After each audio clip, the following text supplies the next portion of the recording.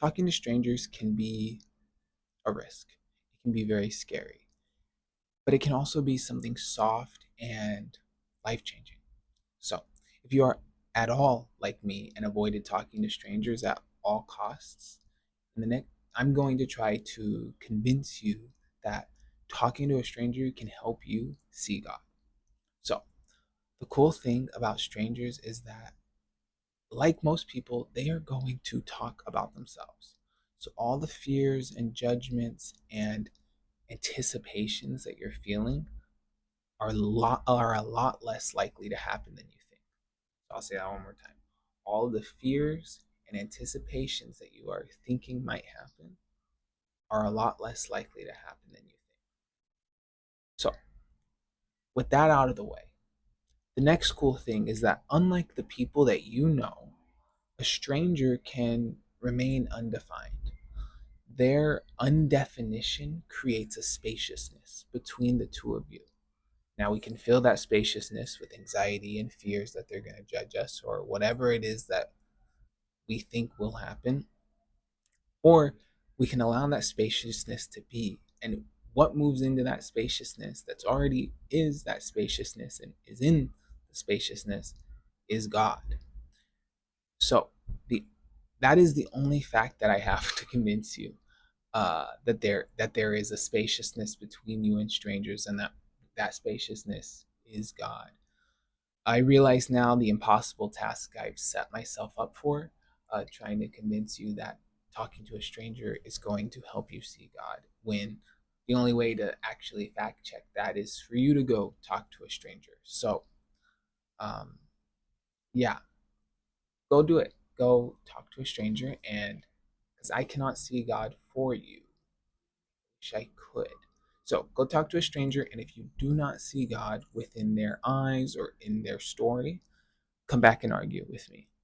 Um, and though I cannot do the seeing for you, I can give you a report on my experience having seen God in a stranger. So if you want that convincing, stick around.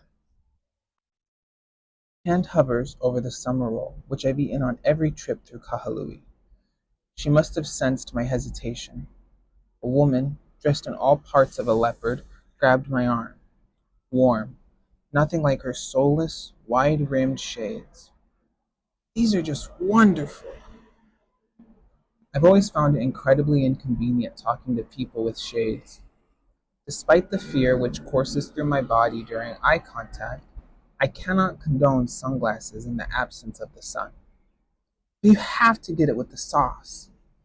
I could have told her that I have had this very same summer roll approximately 156 times on my weekly trips to temple. Instead, I said, "Thank you. It's important to be a student at times." Her hand landed on my arm like a reactive seatbelt and pulled me in close. "Make sure to unwrap the plastic carefully." I imagined there was worry in her eyes, but her lips trembled with excitement and a wide smile. What I saw was why I stayed. Two wide streaks of magenta lipstick across her teeth. Due to my cowardice and heavy lie of omission, it was my duty to allow her to play the role of teacher. She continued, "The plastic here reacts to the humidity.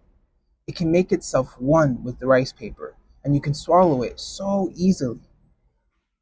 Her nails were the reusable press-on ones from Sally's or Walgreens or Long's, also known as CVS. Her thumb was pressing against a vein, and the nail was detaching. I readied my left hand to catch it, just in case. She continued, "It happened to me. I was driving and I got a piece of plastic this long." She released her grip on me, physically. Mentally, I was still ensnared, and spiritually, I was curious about what all this could possibly mean. The blood returned to the pale imprints on my arm. She stretched her fingers the length of a leaf of ivy, and she grabbed my shoulder. "It took so long to get the plastic out. You have no idea." I caught a glimpse of her eyes when the fluorescent lights moved across her face. There was this opposite of peace swimming around her eyes. "Where are you from?" "I live here."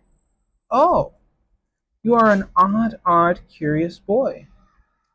The spiritual purpose of this moment was rearing its head, and I was in fact curious. Recently I had been battling with a warring split of desires.